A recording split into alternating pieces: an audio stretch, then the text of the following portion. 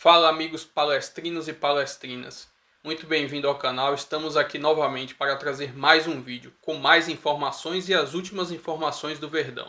Antes disso, peço que se inscreva no canal e curte o vídeo, beleza? Vamos seguir o vídeo. Iria ser, mesmo que ganhássemos, iria ser quase impossível. Ficávamos a 6 pontos, certo? 5 pontos em 9 possíveis, iria ser muito complicado. Sendo assim, vamos continuar a meter pressão também nos nossos dois concorrentes. Também vão ter jogos difíceis. A pressão não aumenta também só para nós, também é preciso saber andar na frente. 3-0 para cima da Internacional, a Inter de Limeira. Eles até falaram lá, né? Trouxeram informação, o Estevão ficou no banco, voltava de uma gripe, algo assim. Foi isso, Mari? Chegou febril. Chegou febril. Falaram e sem o Estevão, outros apareceram, Mari. É o que se espera, né, assim, do Palmeiras. Os que apareceram, os que têm aparecido nesse começo de ano, que é o caso do Maurício, principalmente. É impressionante que ele é deslocado ali para uma, entre aspas, nova função na cabeça do Palmeiras, usando ele um pouco mais adiantado, e ele tem feito gols de diversas maneiras, né. Primeiro que é um jogador com muita qualidade no Internacional, já demonstrou isso, foi muito importante na seleção de base também. O Inter, para mim, trabalhou mal, principalmente o meio do ano passado, né, com o Maurício, abriu mão de um excelente jogador, e o Palmeiras viu muito bem, uma contratação excepcional. Essa temporada já tem mostrado o seu valor, mas faltava de fato o coletivo do Palmeiras, né, apresentar um jogo melhor, porque na individualidade tem grandes destaques e estava aparecendo já assim. Mas ontem Emiliano Martinez, volante, né, também estreou, um novo reforço do Palmeiras, também fez uma partida segura. Acho que o Facundo Torres também tem chamado a atenção, um jogador de personalidade, que vai de um lado, vai do outro, apoia muito, tem uma jogada também individual muito interessante. Então, acho que o resultado era muito importante. E o Palmeiras, ele normalmente responde dessa forma, né? Se a fase não é das melhores, se ele está correndo algum risco, se ele precisa do resultado, ele busca. E ontem ele conseguiu um resultado com a qualidade coletiva aparecendo. E além dos que vêm aparecendo sempre, até o Flaco, criticado Flaco, contestado Flaco, faz um gol no que ele tem de melhor, né? Cabeça, ali por cima, realmente ele é um jogador importante. Eu acho que o Veiga jogou muito, 2 bolas saem do pé do Veiga. A bola parada voltou a ser muito efetiva, o Palmeiras sempre teve essa bola parada. Essa bola aí, como o pessoal fala, parece lembrou que os bons tempos, não lembrou? Parece que ele colocou com a mão pro Gustavo Gomes fazer o gol. Não lembrou aqueles velhos bons tempos que tinha inclusive Scarpinha também, para fazer essa bola funcionar? Olha lá. Ele mirou no Gustavo Gomes, gente. Não foi? Maravilhoso. O Palmeiras já começou bastante intenso, né? Sem grandes oportunidades de gol no começo, mas muito intenso desde o começo. O gol sai logo, isso dá tranquilidade. Olha o Flaquito aí, professor. Então, no meio-campo? Flaquito tem suas qualidades. Esse não é propriamente assim o forte dele. O forte dele é o gol que ele fez, né? E foi o suficiente. Você falou de Estevão, ele entra já. Entrou no lugar do Veiga, né? Metade, no lugar do Veiga. Aí já era um Palmeiras descaracterizado, mais pro fim do jogo, mas que pôde se dar esse luxo, porque fez 3-0 contra um adversário que, se nesse campeonato não ganha, também pouco perde, empatou muito o jogo, dificultou pro São Paulo na última partida, trocou de técnico, né? Trocou de técnico. Acabar de mandar embora o Felipe Tigrão. Ontem estreou o Marcelo Fernandes. O Márcio Fernandes. Márcio Fernandes. O Márcio Fernandes.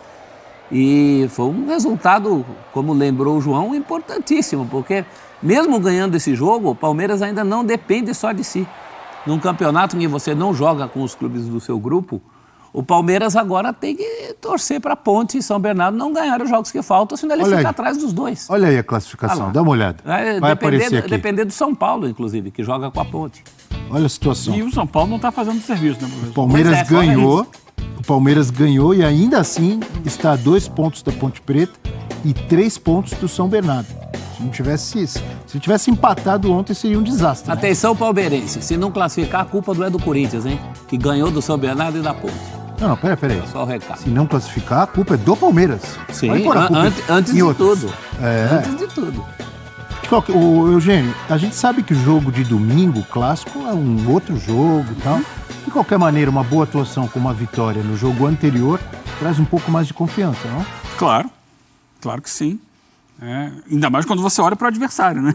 O adversário não vem de uma sequência de bons resultados. Palmeiras joga em casa, então ele chega com muita confiança para conseguir a vitória. A questão é que ele não depende só da sua própria vitória, né?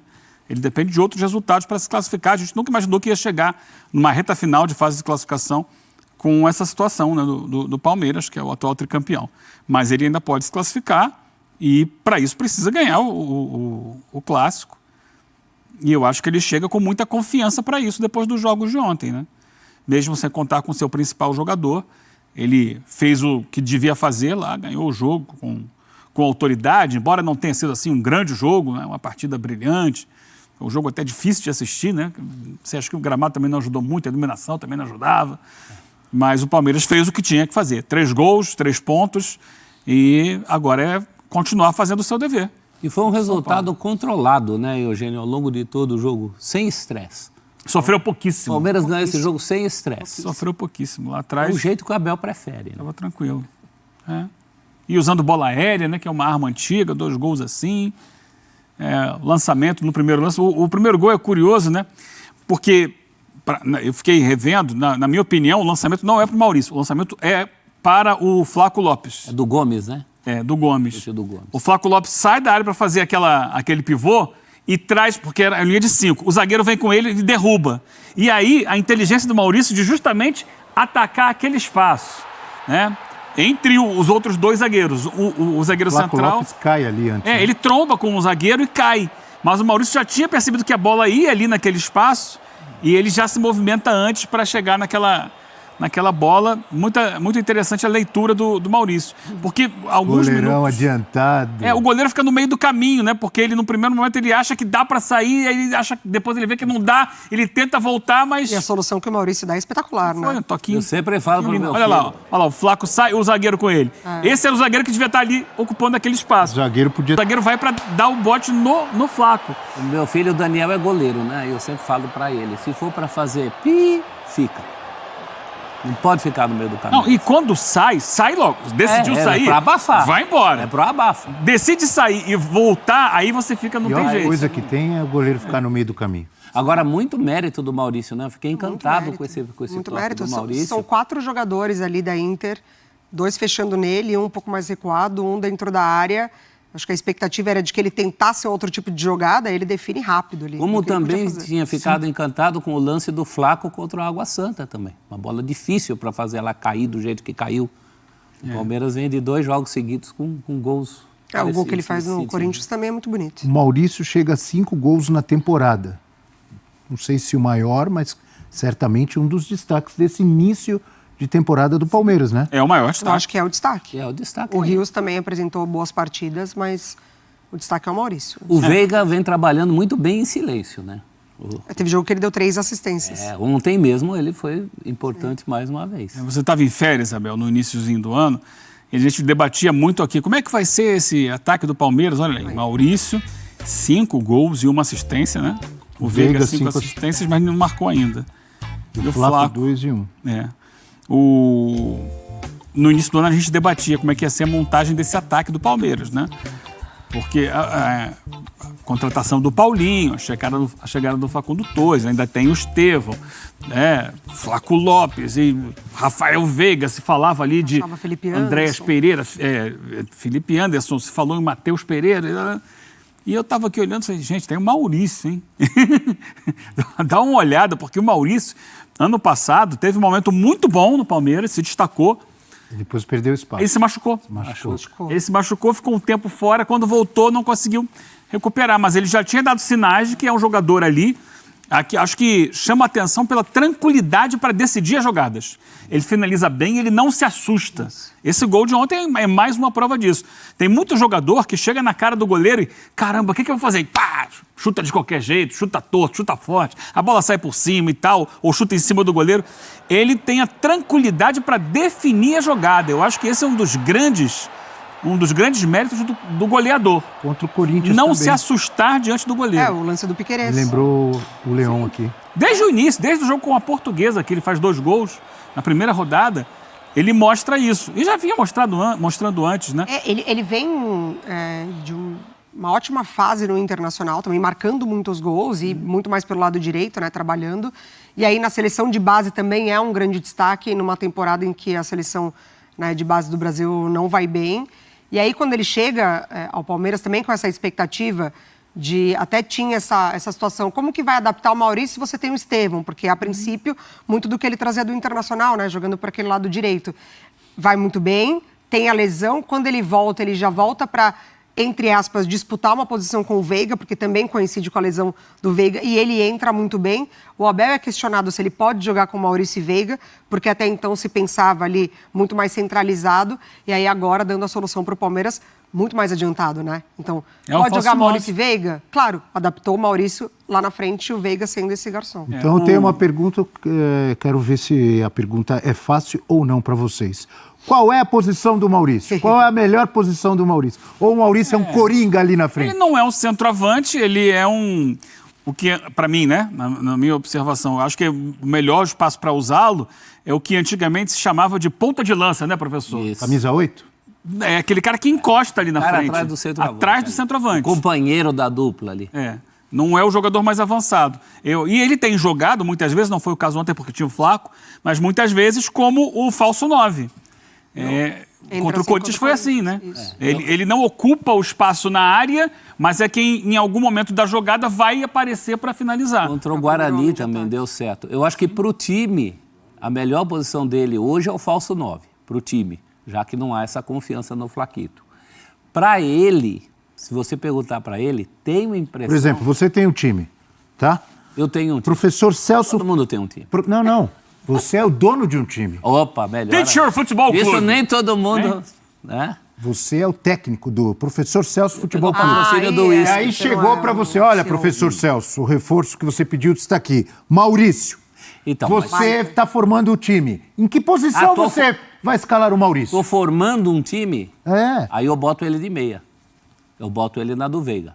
Agora, se você fala assim, você está subindo o Palmeiras, com toda essa questão de não ter o centroavante, eu acho que enquanto não tiver um 9, eu daria a camisa para ele. 9? Função para ele. Centroavante? Sim, para a situação do Você Palmeiras. sabe que ontem...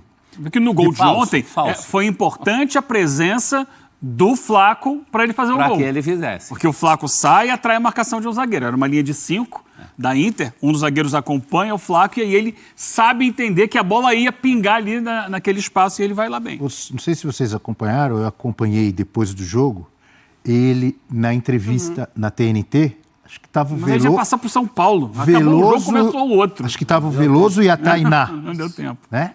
Eu tinha até esquecido, mas eu vi isso e o Leão me lembrou agora. Teve até um papo, a Mari acompanhou também. Eles perguntaram para ele sobre isso aí, quem ele se inspira. Ele falou 2 nomes que ele observa. Ele falou que vê muitos vídeos. Harry Kane e Messi. Messi jogava como no... E o Harry Kane também. Também. Harry Kane é um centroavante, é artilheiro, goleador, mas muitas vezes, né, no Tottenham, ele é o cara que dava um passo atrás para fazer a enfiada de bola para o som. Muitas vezes. Mas também com a capacidade de definição. O Messi foi o falso 9, né? Eu acho que o grande exemplo de falso 9 no futebol mundial era o Messi no Barcelona. É que ontem... Pode concluir. Não, só queria acrescentar um detalhe, né? Velho Apolo Washington Rodrigues, Apolinho, que Deus o tenha, ele sempre dizia o seguinte: na hora que você chega cara a cara com o goleiro, quem tem que estar nervoso, com medo, é o goleiro, não é o atacante. E muitas vezes o atacante fica desesperado. Meu Deus, eu tenho um gol para fazer. E eu acho que essa é uma das virtudes do Maurício. Não se assustar diante do goleiro.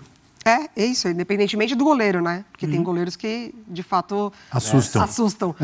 Ontem não teve Estevão, então você adapta o jogo ali com o Flaco Lopes e o Maurício. Mas hoje, para o Palmeiras, para mim, essa melhor formação é Estevão, Facundo, o Veiga e o Maurício.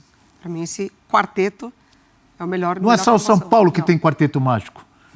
A Mari disse indiretamente agora. Você adora colocar palavras na boca dos outros.